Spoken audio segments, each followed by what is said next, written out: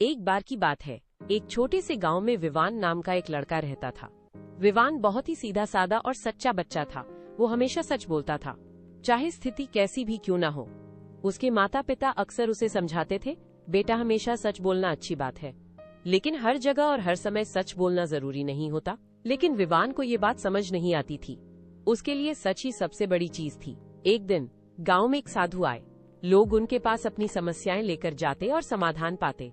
विवान भी जिज्ञासा में उनके पास चला गया। साधु ने उसे देखा और मुस्कुराकर पूछा, बेटा तुम क्या चाहते हो? विवान ने तुरंत जवाब दिया, मैं चाहता हूँ कि मैं हमेशा सच बोलूं, चाहे कुछ भी हो जाए।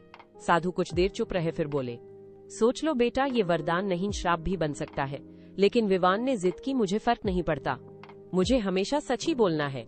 साधु ने अपनी आंखें बंद की और कहा, ठीक है, आज से तुम्हें सच बोलने का श्राप मिलता है। अब तुम चाहकर भी झूठ नहीं बोल पाओगे।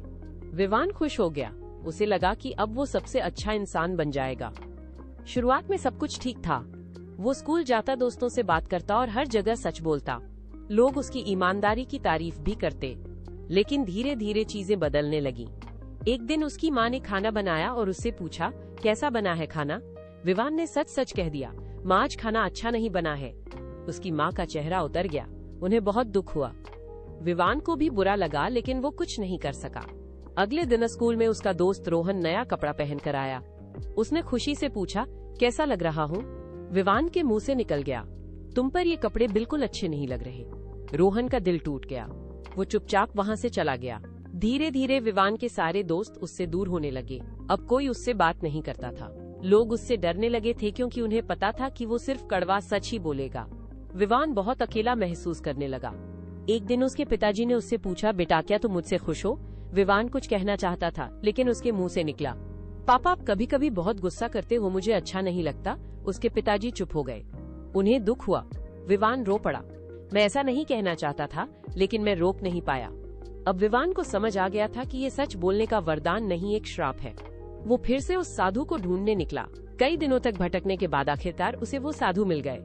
विवान उनके पैरों में गिर पड़ा, मुझे माफ कर दीजिए, मुझे ये श्राप नहीं चाहिए, मेरी जिंदगी बर्बाद हो गई है। साधु ने शांत स्वर में कहा, मैंने तुम्हें पहले ही चेतावनी दी थी बेटा। विवान रोते हुए बोला, मुझे समझ नहीं था, अब मैं सीख गया हूँ, कृपया इसे वापस ले लीजिए। साधु ने उसकी आंखों में देखा और कहा, ठीक है, मैं तुम्हें एक और मौका देता हूँ। उन्होंने अपना हाथ उठाया और बोले, अब तुम सच और झूठ दोनों बोल सकते हो, लेकिन याद रखना, सच बोलना अच्छी बात है, पर समझदारी से बोलना उससे भी ज्यादा जरूरी है। विवान खुश हो गया। वो गांव वापस लौटा। इस बार जब उसकी माँ ने पूछा, कैसा बना है खाना? विवान मुस्कुराया और बोला, माँ आज थोड़ा अलग स्वाद है, लेकिन आप हमेशा बहुत अच्छा बनाती हो। उसकी माँ खुश हो गई। अगले दिन जब रोहन ने पूछा, कैसा लग रहा हूँ? विवान ने कहा, तुम अच्छे लग रहे हो, लेकिन शायद दूसरा रंग तुम पर और अच्छा लगे। रोहन मुस्कुरा दिया। अब विवान समझ चुका था कि सच बोलना जरूरी है, लेकिन उसे कैसे और कब बोलना है ये उससे भी ज्यादा जरूरी है। धीरे धीरे उसके दोस्त वापस आ गए। उसका परिवार फिर से खुश हो गया और विवान ने अपनी जिंदगी की सबसे बड़ी सीख ली। सच बोलना जरूरी है, लेकिन उसे समझदारी और सही तरीके से बोलना ही असली बुद्धिमानी है। तो बच्चों, इस कहानी से हमें ये सीख मिलती है कि सिर्फ सच बोलना ही काफी नहीं होता, बल्कि ये भी जरूरी है कि हम उसे सही समय और सही तरीके से बोलें। सच्चाई तभी अच्छी लगती है जब उसमें समझदारी और संवेदनशीलता हो। अगर आपको ये कहानी पसंद आई हो तो लाइक और शेयर जरूर करें, और ऐसे ही मजेदार और सीख देने वाली कहानियों के लिए हमारे चैनल लिटिल स्टार स्टोरीज को सब्सक्राइब करना न भूलें। Glowing star.